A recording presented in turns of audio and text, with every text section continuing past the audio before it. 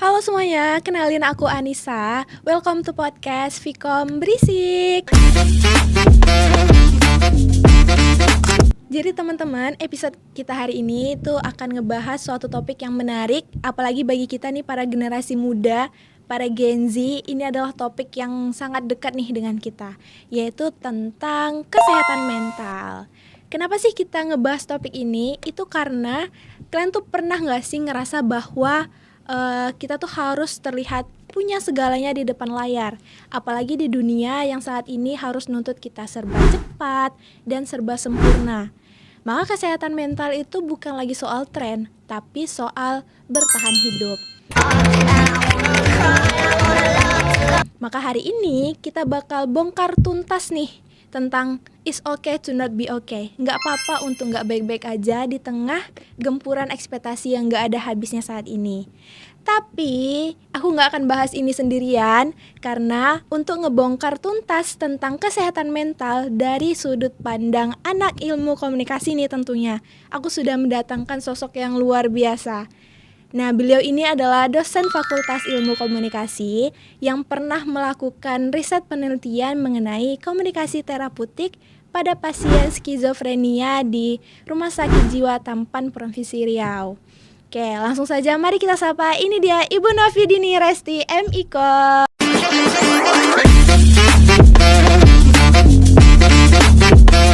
Halo Anissa, halo juga Sobat Vkom Berisik. Apa kabar nih Bu? Alhamdulillah, saya waras. Untuk mental, aduh, Luar biasa ya, pagi-pagi udah stres ngadepin macet di setiap simpang SPBU itu macet parah. Yaudah, mental saya udah tergoncang duluan dari awal. sudah agak tergores sedikit. Tapi nggak apa-apa Ibu, it's okay to not be okay. Kembali lagi di awal tadi, nggak apa-apa untuk nggak baik-baik aja hari ini. Nah, untuk memulai segmen kita nih Bu, tentang penelitian Ibu nih tadi, kan ada ngebahas tentang komunikasi terapeutik nih Bu. Nah, terapeutik. Iya. Oke. Terapeutik. Oke, komunikasi terapeutik nih. Sebenarnya apa sih Bu komunikasi terapeutik itu tadi? Komunikasi terapeutik itu salah satu jenis dari komunikasi kesehatan. Nah, menariknya komunikasi terapeutik ini adalah komunikasi yang digunakan oleh para medis kepada pasien. Oke. Baik itu pasien yang sakit fisik maupun mental. Jadi setiap komunikasi yang digunakan oleh para medis kepada pasien itu namanya komunikasi terapeutik. Oke, berarti kita sebagai anak ilmu komunikasi nih, berarti komunikasi itu luas ya Bu. Benar banget. Kalau lagi di dunia kesehatan berarti sebutannya komunikasi terapeutik ini tadi. Oke. Nah, penasaran banget nih, apa sih yang menjadi motivasi Ibu nih, yang mendorong Ibu sampai meneliti ke rumah sakit jiwa gitu? Agak jauh juga ya Bu yang menelitinya nih. Iya, ini kebetulan emang penelitian saya, FYI, ini penelitian saya waktu magister. Sebenarnya Jujurli itu berawal dari kegalauan akademik saya. Oke. Yang saya tuh suka mikir yang komunikasi ini kan powernya gede ya, tapi seringkali di underestimate gitu. Oke. Contohnya gini, dulu waktu saya KKN itu ada salah satu warga di sana yang cerita bahwasanya dia punya saudara itu salah satu pasien ODGJ di salah satu rumah sakit jiwa di Indonesia ini. Saya nggak sebut nama rumah sakitnya ya. Nah, beliau cerita itu bahwasanya saudaranya itu dia sembuh itu nggak cuman karena obat. Oke. Hal simpelnya karena perawatnya itu sabar banget nemenin dia cerita ngalur ngidul sampai jam 2 pagi bahkan. Wow. Menarik kan? Menarik dong. Iya, dari situ saya mulai kepo. Maksudnya kenapa sebegitu berpengaruhnya? Padahal kan cuma dengerin cerita gitu kan. Nah, makanya saya kepo gimana kalau misalnya komunikasi ini dipakai di ruang yang vulnerable. Contohnya rumah sakit jiwa misalnya. Nah, kemudian saya melakukan riset. Nah, pas saya turun di rumah sakit jiwa itu, saya menemukan bahwasannya saya turun penelitian ke rumah sakit jiwa Tampan itu, saya nemuin satu realita bahwasanya pasien skizofrenia yang saya teliti itu skizofrenia. Itu bahasa lain dari pasien dengan gangguan jiwa. Bahasa kerennya ya. Nah, pasien skizofrenia ini nggak cuma sembuh karena obat, tapi emang karena mereka itu cuman butuh didengerin tanpa dijudge. Oke. Yes, Penting iya. itu, Bu. Nah, dari situ aku mutusin emang buat neliti komunikasi terapeutik. Emang komunikasi antara para medisnya adalah perawatnya. Komunikasi antara perawat dan pasiennya. Karena karena ternyata cara perawat berkomunikasi, cara perawat ngobrol, nadanya, gesturnya, nah itu tuh sangat-sangat berpengaruh ke proses recovery pasien gitu. Oke. Iya. Nah, makanya dari situ motivasi aku simpel sih sebenarnya, pengen ngebuktiin bahwa komunikasi itu nggak cuma soft skill doang, Tapi bisa jadi iya, obat. tapi bisa Iya. jadi intervensi kesehatan mental yang sangat luar biasa. Berarti dari pasien itu bisa kita nilai bukan sembuhnya tuh bukan 100% karena obat ya, Bu. Iya. Tapi karena dia tuh butuh didengar itu tadi. Iya, butuh didengar dan kehadiran kita, penerimaan kita banyak lagi karena di Iya. komunikasi terapeutik itu ada teknik-tekniknya gitu. Nah, ini menarik banget nih, Bu. Soal cara berkomunikasi kan, Bu. Nah, kalau dari riset Ibu sendiri, bagaimana nih cara Ibu melihat cara berkomunikasi dari pasien ke staf atau dari perawat ke pasien itu tadi gimana? Kalau pertanyaan dari pasien ke perawat itu nggak bisa saya jawab. Iya. Karena kebanyakan pasien ODGJ ini memang mereka susah berkomunikasi. Betul. Terus dari mereka itu cuman bisa nonverbal aja dan itu pun perlu dilatih, ada prosesnya. Nah, dari riset saya untuk berkomunikasi dengan pasien yang menderita gangguan jiwa ini, kita punya perawat itu punya teknik khusus. Nah, di komunikasi terapeutik itu ada banyak sebenarnya, tapi di riset saya itu ada 3. Nah, itu namanya 3E. 3E itu ada empati, ada eye contact sama echoing. Empati itu kita turut merasakan apa yang dia rasakan. Sesimpel yang kalau misalnya dia sedang sedih, Kita sedih. ya kita turut memvalidasi bahwasanya dia sedang sedih gitu. Yang Bapak sedang sedih ya kayak gitu. Bukan dijudge ya, Bu ya. Ya, terus eye contact, usahakan proses komunikasi yang kita lakukan itu benar-benar yang Face to tanpa face. face to face, tanpa gadget, tanpa gangguan apapun dan sebisa mungkin contact tadi ya. Posisi kita dengan pasien itu harus sejajar. Itu yang Oke. dilakukan perawatnya. Kalau misalnya pasiennya bilang sesuatu misalnya aku nggak suka sama dia misalnya kayak gitu kan, aku benci sama dia misalnya, kan kadang banyak ya background story kenapa mereka bisa jadi pasien gitu kan. Salah satunya putus cinta misalnya. Nah, itu kalimat yang selalu dia ucap dan echoing tadi fungsinya yaitu melakukan pengulangan dari kalimat-kalimat yang sudah dia sebut tadi. Misalnya dia bilang nggak suka sama dia, aku benci sama dia. Kamu nggak suka banget ya sama dia ya? Oh, kamu sebenci itu ya sama dia. Kita ulangi kalimat dia. Jadi dia ngerasa apa yang dia rasakan itu kita menerimanya. Iya, kita paham apa yang dia maksud gitu. Karena untuk sesuatu yang semua yang dilakukan perawat itu sesuai dengan teknik komunikasi terapeutik tadi, tujuannya cuma satu, bisa bikin mereka berinteraksi sama kita, bisa bikin mereka berkomunikasi sama kita, baik secara verbal maupun non verbal tadi.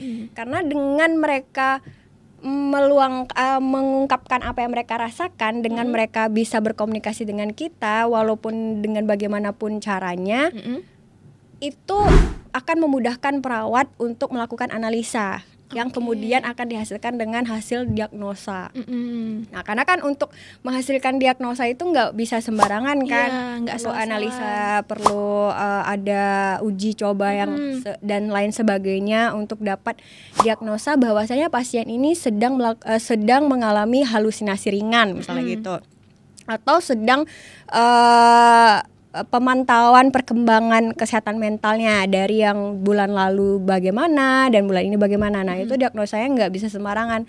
Makanya perlu kita untuk bisa dia mengungkapkan sesuatu itu ada tekniknya. Itu tadi dari hasil riset saya ada 3E tadi. Oke, lanjut ke pertanyaan selanjutnya. Nah, kita kan ngebahas soal mental nih kan, Bu. Apalagi di zaman sekarang nih, para generasi muda itu tuh dikatakan generasi Gen Z itu mudah untuk terserang kesehatan mental katanya. Nah, apalagi yang paling dekat nih dengan generasi muda tuh penyakit anxiety. Nah, itu kayak kalau dia tuh ragu-ragu dan takut ngapa-ngapain di depan umum. Juga ada depresi ini sih yang paling dekat gitu, yang paling banyak juga dialami sama generasi muda. Nah, untuk Ibu nih yang selama penelitian kan tentunya banyak nih kan Bu melihat pasien-pasien kan. Nah, gimana nih pendapat Ibu nih melihat fenomena tersebut gitu? Ya, saya sempat ngikutin sih beberapa konten-konten yang sedang marak di media sosial ya. Nah, fenomena yang satu sisi saya ngelihat Gen Z ini berani buat speak up apa yang sedang dia alami. Karena sebenarnya kunci dari kita supaya ada artikel yang bilang cara untuk mengurangi stres itu ya dengan nulis. Oh, iya. Kita harus ungkapin gitu kan, dengan teman, dengan orang lain, atau dengan cara apapun kita ungkapkan itu. Betul. Kita tulis itu terserah. Cuman gimana ya, saya juga ngelihat ada di TikTok itu hashtag saling jaga mental. Iya ya, itu ya, Iya, kan iya, kalau betul, nggak salah betul, ya. Nah, itu tuh banyak yang sharing ke psikolog dan itu bikin teman-teman lain tuh jadi nggak takut gitu ke profesional gitu. Bahwasanya jadi dinormalisasikan untuk ke psikolog itu nggak apa-apa kok gitu Dan kan. nggak malu Iya, ya, dan Bu. nggak malu karena itu hashtag positif ya menurut saya. Tapi di sini ada juga resikonya. Jadi kayak aku juga pernah lihat salah satu konten itu di mana ya, di TikTok atau Instagram aku lupa. POV kamu depresi level 100. Oh, ada levelnya. Iya, Oke. ada tuh aku lihat. Nah, itu tuh diromantisasi dengan backsound sedih dan segala macem. Nah, kemudian di situ mereka juga tampilin poin-poin yang isinya ciri-ciri dari ini tadi, ciri-ciri dari depresi level 100 itu. oke. Misalnya ada 10 poin ya. Ini aku cerita gambarannya aja. Misalnya ada 10 poin. Nah, dari 10 poin itu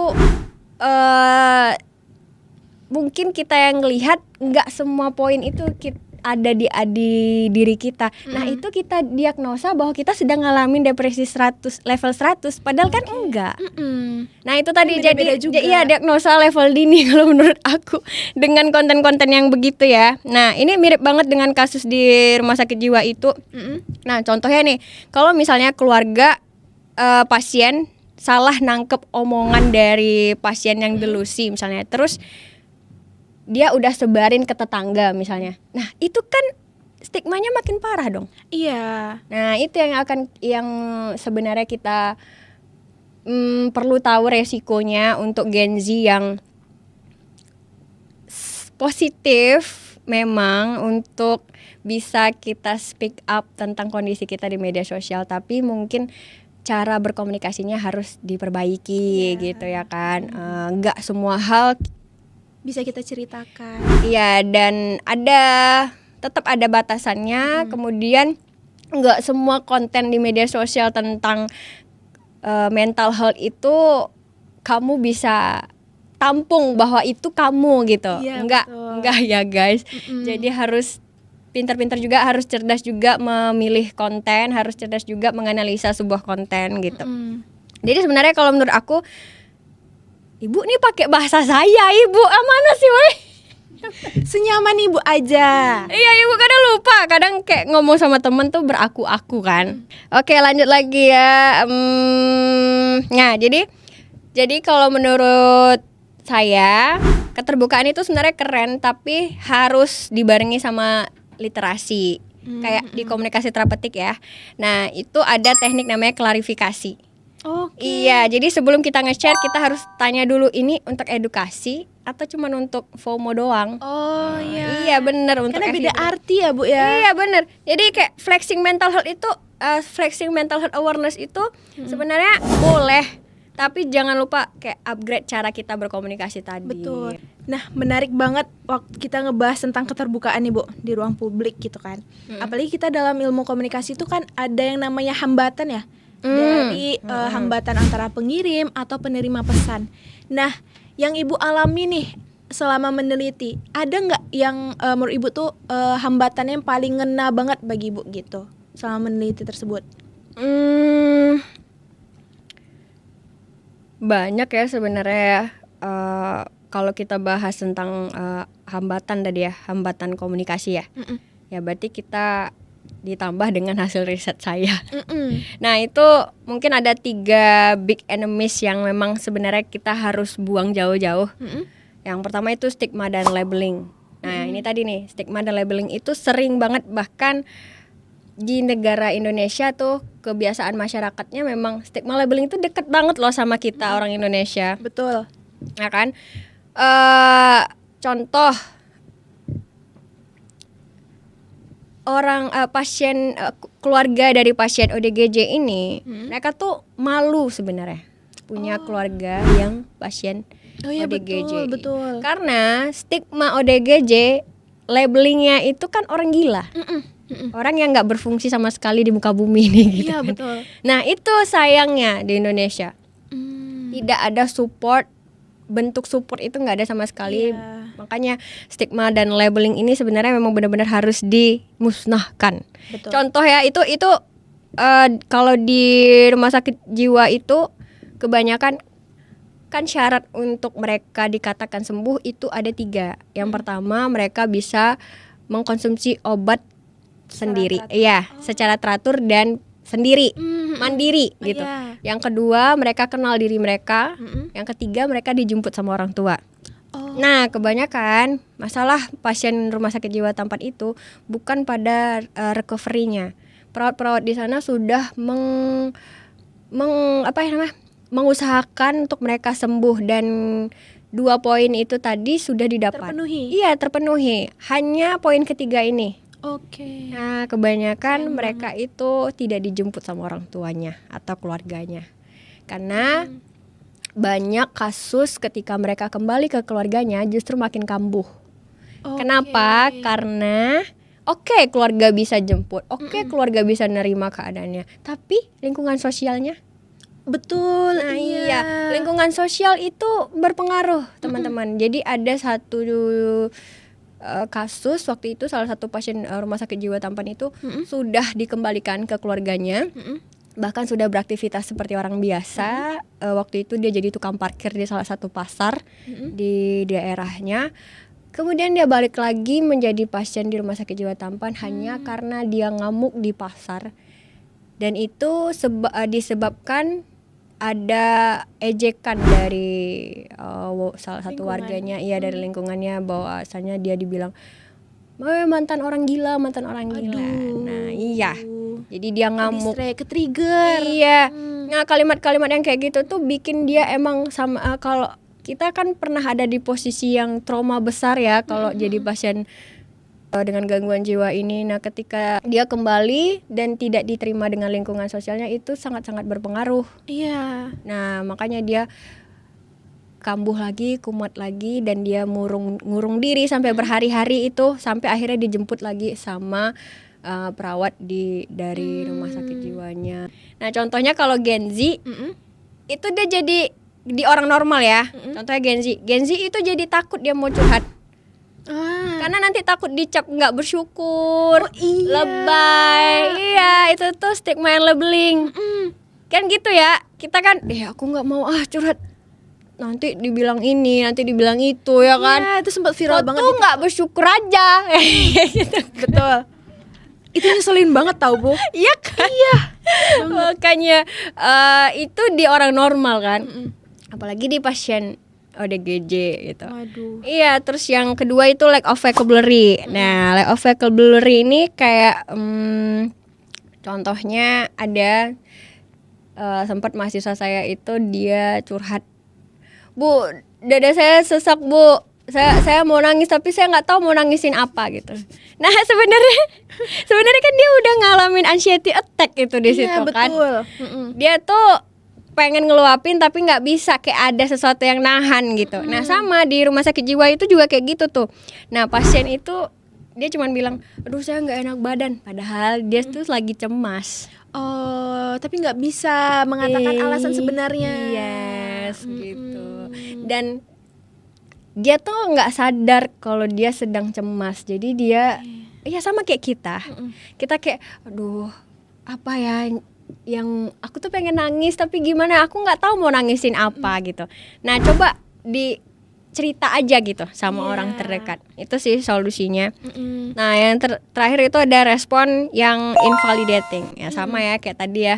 Lagi-lagi penerimaan, validasi. Nah, kalau misalnya nih kayak teman kita curhat, aduh gue lagi burn out nih gitu kan. Terus kita balas, ya elah, lo cuma ngerjain itu doang, burn out kayak gitu. Iya. Nah, itu kayak maksudnya dia ngerasa kayaknya dia nggak aman gitu di lingkungannya gitu. Nggak ada yang berpihak sama dia. Iya gitu.